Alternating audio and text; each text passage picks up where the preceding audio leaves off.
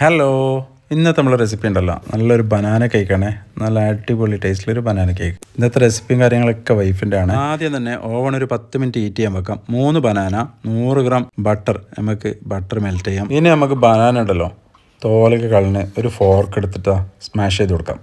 ഇതുപോലെ പതുക്കെ അതിനെ സ്മാഷ് ചെയ്യാം. ഏകദേശം ഈ പരുവത്തിലായാൽ നമുക്കിതിനെ ഈ ബനാന ഒരു ബൗളിലേക്ക് അങ്ങ് മാറ്റി കൊടുക്കാം.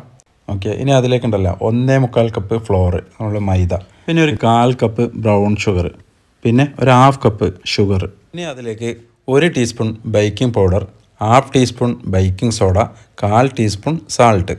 ഇനി പതുക്കെ എല്ലാം കൂടി ഒന്ന് മിക്സ് ചെയ്തെടുക്കാം. ഈ പരുവത്തിലാകുന്നവരെ മിക്സ് ചെയ്യാം. ഇനി ഒരു ബൗളെടുത്ത് 2 മുട്ട പൊട്ടിച്ച് വയ്ക്കുന്ന ഇതുപോലെ അത് പതുക്കെ ഒന്ന് വെയിറ്റ് ചെയ്ത് കൊടുക്കാം. ഈ പരുവത്തിലേ വേണ്ടിയ, അധികം വെയിറ്റ് ചെയ്യേണ്ട.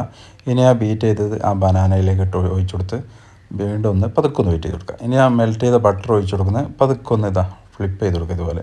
ഇനി കുറച്ച് വനില എസൻസ് അത് വിട്ട് ഒന്ന് പതുക്കെ ഇളക്കി കൊടുക്കുക. ഇനി നമ്മൾ റെഡിയാക്കി വെച്ച മൈദ മിക്സിങ് ഉണ്ടല്ലോ, അത് പതുക്കെ അതിലേക്ക് ഇട്ടെടുത്ത് ഫോൾഡ് ചെയ്യുന്ന മാതിരി പതുക്കെ അങ്ങ് ചെയ്ത് കൊടുക്കാം. ഈ പരുവത്തിൽ പതുക്കെ ചെയ്യണേ. ഇനി അതിലേക്ക് കുറച്ച് ചോക്ലേറ്റ് ഇട്ട് കൊടുക്കാം, ഇതുപോലെ. എന്നിട്ട് പതുക്കെ ഒന്ന് മിക്സ് ചെയ്യാൻ വേണ്ടും. ഇതുപോലെ മിക്സ് ചെയ്ത് കൊടുക്കും. നമ്മൾ ബാറ്റർ ഇവിടെ റെഡിയായി. ഇനി ബേക്ക് ചെയ്യാൻ വേണ്ടിയിട്ട് 3 ചെറിയ പാത്രം എടുത്തിട്ടുണ്ട്.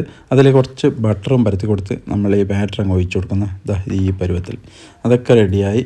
ഇനി കുറച്ച് നമ്മൾ ആൽമണ്ട്സ് ഇല്ലേ, 3 ആൽമണ്ട്, അത് ചെറുതായി മുറിച്ച് അതിൻ്റെ മുകളിൽ അങ്ങ് ഇട്ട് കൊടുക്കാം. ഇനി നമുക്കൊരു 30 മിനിറ്റ് ബേക്ക് ചെയ്യാൻ വെക്കാം. പതുക്കെ അങ്ങ് അത് വെച്ച് കൊടുത്തു. ഇനി ഒന്ന് ക്ലോസ് ചെയ്യുന്ന ഒരു 30 മിനിറ്റ്, കറക്റ്റ് 30 മിനിറ്റ് ബേക്ക് ചെയ്യാം. നോക്കിയേ, അങ്ങനെ നമ്മൾ ബേക്ക് ചെയ്ത് നമ്മൾ കേക്ക്, ബനാന കേക്ക് ഇവിടെ റെഡി ആയി വന്നിട്ടുണ്ട്.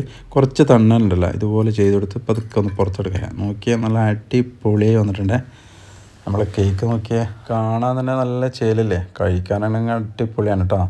അപ്പോൾ നമുക്ക് പതുക്കെ ഒന്ന് മുറിച്ച് നോക്കണ്ടേ. നോക്കിയേ, ഇതുപോലെ അത് കട്ട് ചെയ്ത് കൊടുക്കുന്നത് ഞാൻ ഓരോ പീസെടുത്ത് ഇങ്ങനെ നോക്കുന്നത്. നല്ല അടിപൊളി സംഭവമാണ്. നല്ല ടേസ്റ്റും ഉണ്ട്, നല്ല മൊഞ്ചും ഉണ്ട്. അടിപൊളി ബനാന കേക്ക്. എല്ലാവരും ഉണ്ടാക്കി നോക്കി കേട്ടോ. നല്ല കോഫിയോ ഇല്ലെങ്കിൽ നല്ല ചായയൊക്കെ ഉണ്ടെങ്കിലല്ലോ പൊളിക്കും സംഭവം. എപ്പടി